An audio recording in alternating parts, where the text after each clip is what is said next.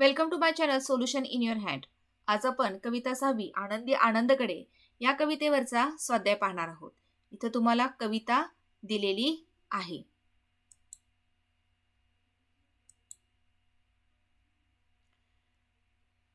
कविता आहे बालकवींची आणि यातले नवीन शब्द बघा. मोद म्हणजे आनंद, वायू म्हणजे वारा, कौमुदी म्हणजे चांदणे, संध्या म्हणजे संध्याकाळ, मेघ म्हणजे ढग, चित्त म्हणजे मन, निर्झर म्हणजे झरा, लतिका म्हणजे वेल, मनोहर म्हणजे रमणीय, कूजन म्हणजे पक्ष्यांचा मधुर आवाज, भ्रमर म्हणजे भुंगा आणि बदले म्हणजे बोलले आणि पामर म्हणजे शुल्लक.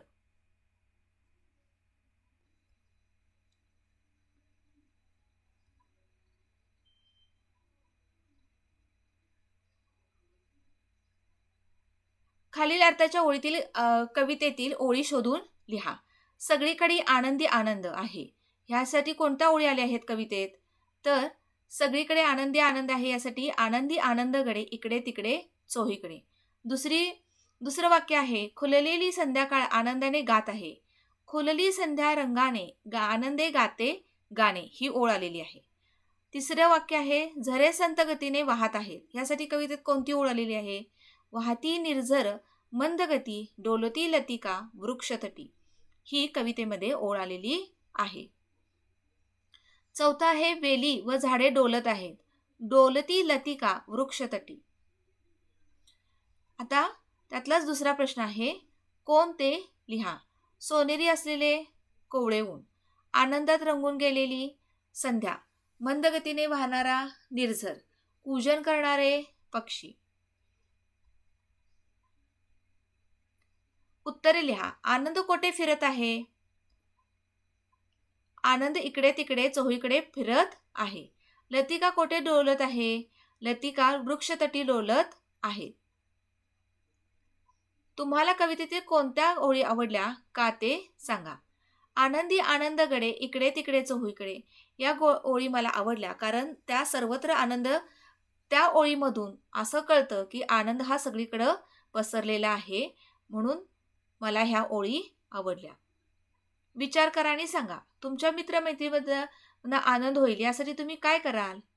मी त्यांच्याशी प्रेमाने वागेन, त्यांना मदत करेल, त्यांच्याबरोबर खेळेन, त्यांना हसवेन. या गोष्टी तुम्ही काय करणार आहात? तुमच्या मित्रमैत्रिणींना आनंद होण्यासाठी करणार आहात. निसर्गातील कोणत्या गोष्टीपासून तुम्हाला आनंद मिळतो?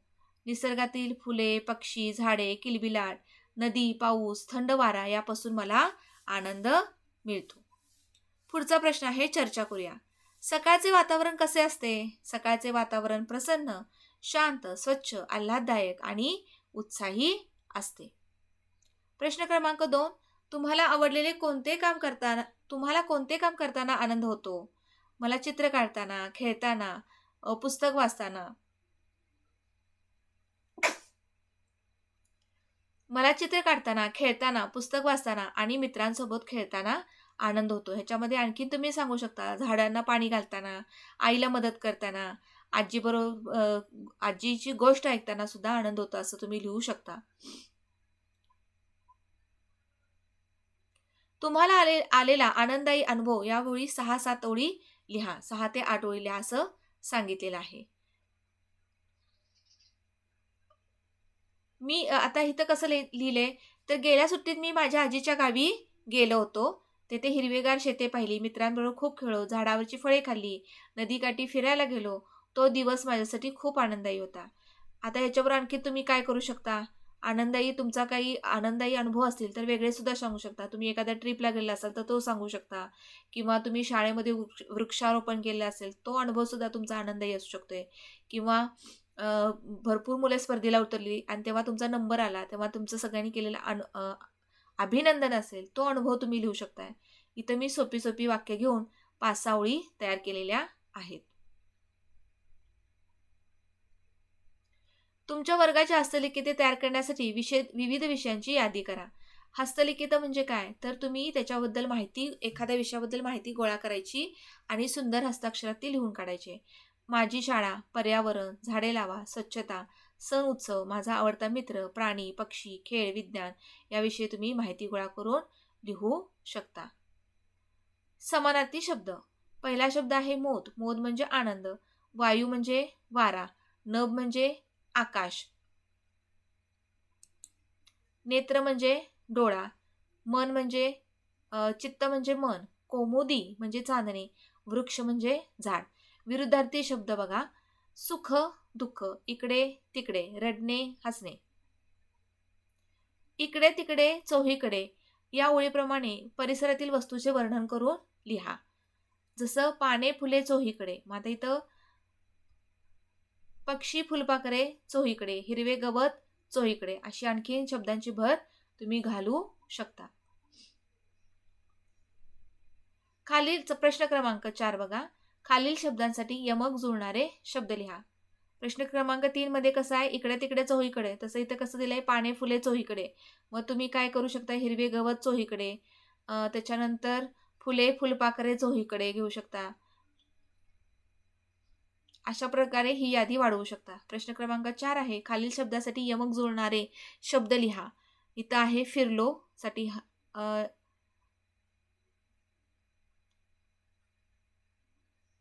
हिरलो, नादसाठी आहे वाद. कवितेत बघूया आपण.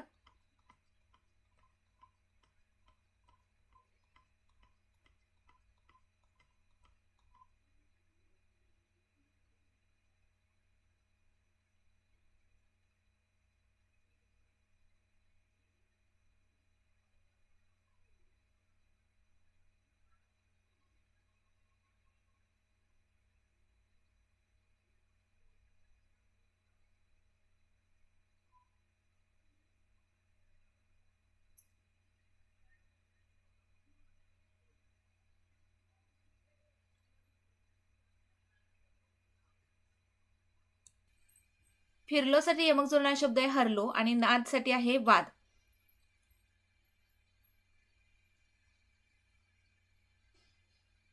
आनंदी आनंदगडे या कवितेवर आधारित नृत्य सादर करा.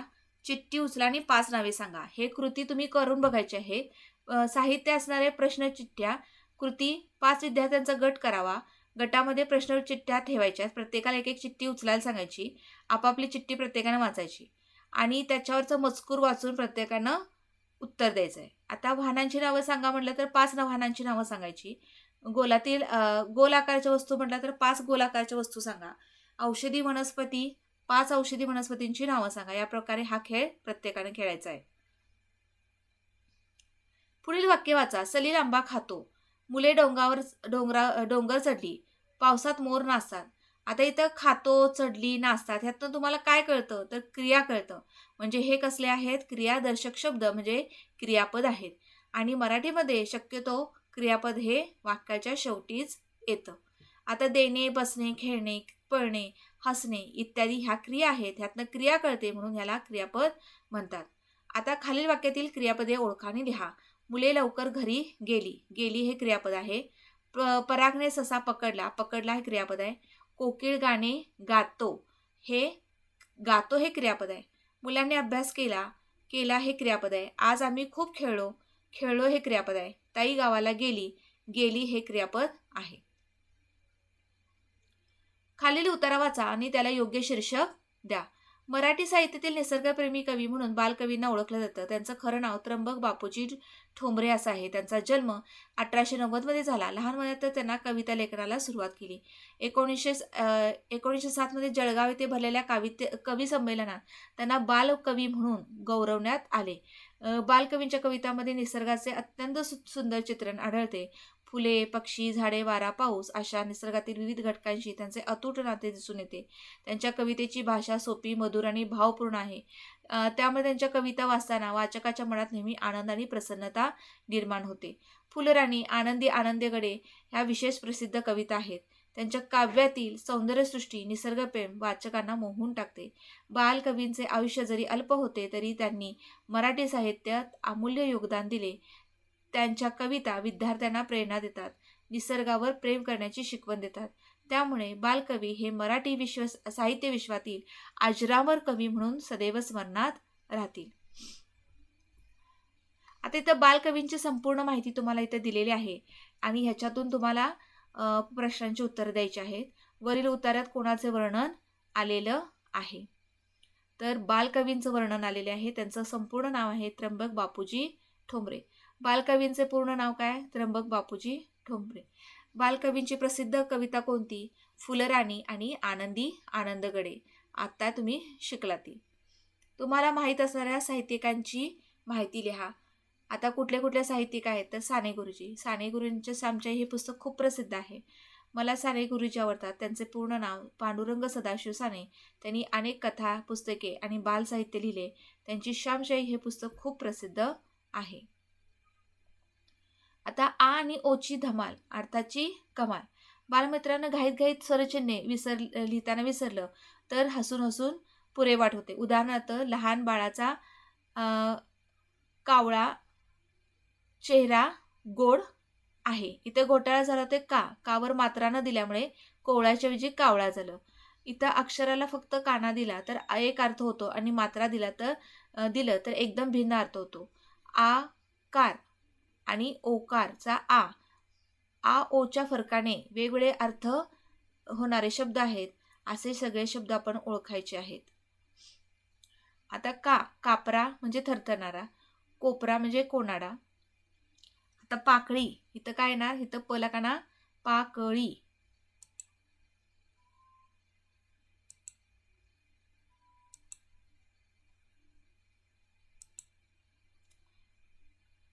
इथं काय येणार? फुलाचं एक दल असतं.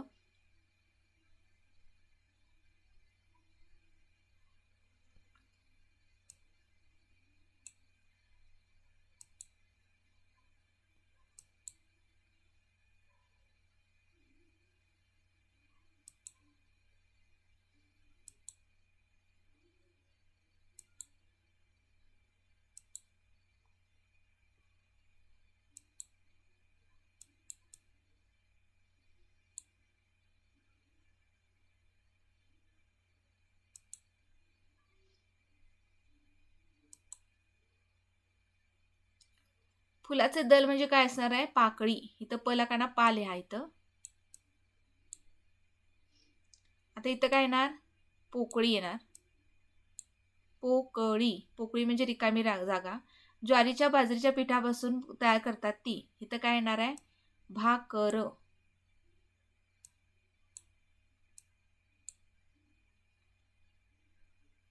त्याच्यानंतर लोणच्याचे एक फळ किंवा लोंबत्या डुलाचा प्रकार.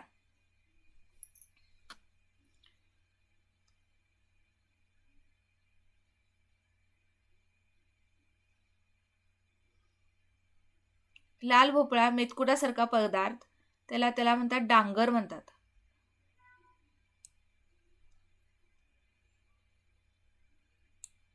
इथं डोंगर येतं. डोंगर म्हणजे पर्वत, छोटा पर्वत येतो. त्याच्यानंतर टिकवले, सांभाळे, अडकवले, थांबवले. आता टिकवले सांभाळे म्हणजे राखले.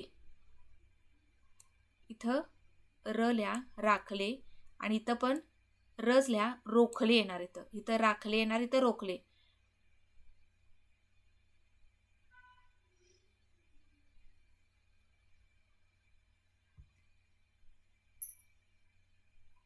इथं कापला येणार,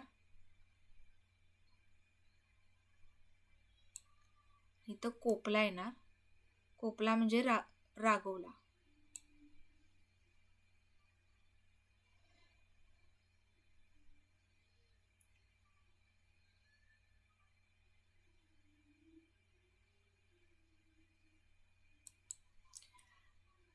कापरा म्हणजे थरथरणारा, कोपरा म्हणजे कोणाडा. पाकळी म्हणजे फुलातील दल, पोकळी म्हणजे रिकामी जागा, भाकर म्हणजे ज्वारीच्या पिठापासून तयार करतात ती, आणि भोकर म्हणजे लोणच्याचा एक फळ किंवा लोंबत्या डुलाचा प्रकार. डुलाचा म्हणजे कानातल्याचा प्रकार. डांगर म्हणजे लाल भोपळा किंवा मेतकुटासारखा पदार्थ. डोंगर म्हणजे छोटा पर्वत किंवा टेकडी. राखले म्हणजे टिकवले, सांभाळे, आणि रोखले म्हणजे अडवले. हाकार म्हणजे हाक मारणे, आवाज देणे. आणि होकार, इथं पण हच आहे बरं का. होकार म्हणजे मान्यता, पसंती. कापला म्हणजे चिरणे, तुडवणे, तुकडे करणे. आणि कोपला म्हणजे रागावणे. वरील शब्दाचा वापर करून अर्थपूर्ण वाक्य लिहायचंय. कापरा, साप पाहिल्यावर दादाचा आवाज कापरा झाला. कापरा म्हणजे थरथरला. कोपरा, घराच्या कोपऱ्यावर गुलाबाची रोपे लावली. आता पुढील शब्दांना ओ जोडा आणि अर्थ सांगा. थरला काय केलं, कानामात्रा जोडला, ओ झाला. ओचा उच्चार याच्यामध्ये मिसळल्यावर थोर होतं. गरा इथं काय होणार, गोरा. खटा खोटा. दर दोर. तटा तोटा. मर मोर. आणि जड म्हणजे जोड येणार आहे. एकाक्षरी शब्दातील इकार किंवा उकार दीर्घ उच्चारले जातात म्हणून ते दीर्घ लिहावेत. अपवाद नी. मी, ही, तू, धू, जू, उ, ती, जी, पी, बी आणि पू. या पद्धतीनं स्वाध्याय मोठे आहेत, धडे पण मोठे आहेत. धड्याखाली भरपूर स्वाध्याय दिलेला आहे. आता तुमची पहिली चाचणी पण लवकर येईल, तर भरपूर अभ्यास करा आणि छान मार्क पडा. Thank you for watching my video. Please like, share and subscribe my channel.